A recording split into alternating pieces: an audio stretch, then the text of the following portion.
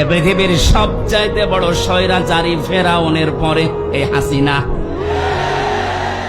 এর বাস্তব প্রমাণ আয়না ঘর। আমি মাটির নিচে যতদিন ছিলাম জানি না যে দুনিয়া বলে কিছু আছে কিনা। আমারে যারা নিয়েছিল রিমান্ডের নাম করে নিয়েছে তো, অথচ নিয়েছে তো মাটির নিচে।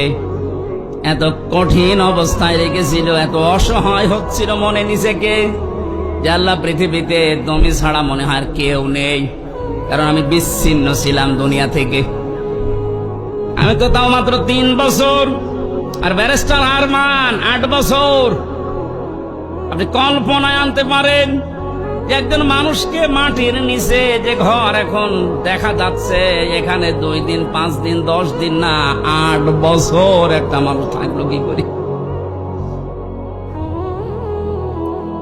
এটা টুরিস্ট প্যালেস হিসাবে আমার মনে হয় যারা দায়িত্বে আছে অন্তর্বর্তীকালীন সরকারের, তাদের উচিত হবে এটা রেখে দেওয়া। তামাম দুনিয়ার মানুষ সেটা আসবে, দেখবে আর বুঝবে যে বাংলাদেশে একটা জালেম ছিল।